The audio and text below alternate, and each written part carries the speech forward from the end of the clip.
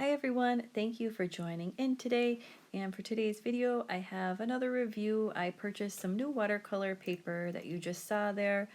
This is the Paul Rubens brand, and I did get this off of Amazon. It is in a block, so it's not loose sheets. They're all glued together, and then you have to like separate them with a X-Acto knife or like a credit card. But anyways, this is my first time using this particular brand, and again it is the watercolor. It says watercolor and wet media block, acid free, good for the wet and wet technique. It says workable and cold pressed, and mine was the 140-pound paper. It comes with 20 sheets and they're a little over 5 by 7. And that's pretty much all the basic information. And again, I didn't tape this down because I wanted to see how much the paper would buckle, and honestly it wasn't that bad. So you can use this paper either way. You can tape it down if you wanted to, or not. You really don't have to.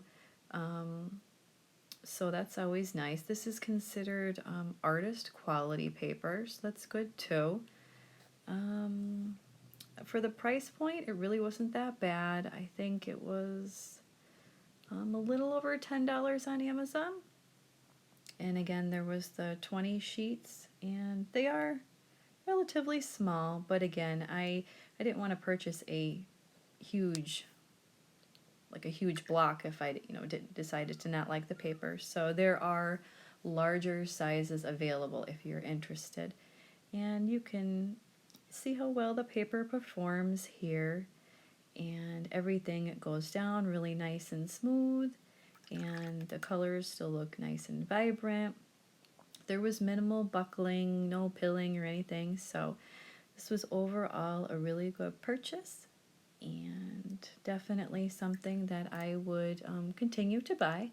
I think if you're in the market for newer watercolor paper and you're looking for like a high artist grade quality, my top favorite is Arches. If I was actually doing work that I was going to sell, or stuff like that, yeah, I would definitely go with the Arches. But as for just personal use and things like that, this paper is absolutely fine. So thank you again for watching, and you can continue watching, and I have a couple little floral tutorials I put together here.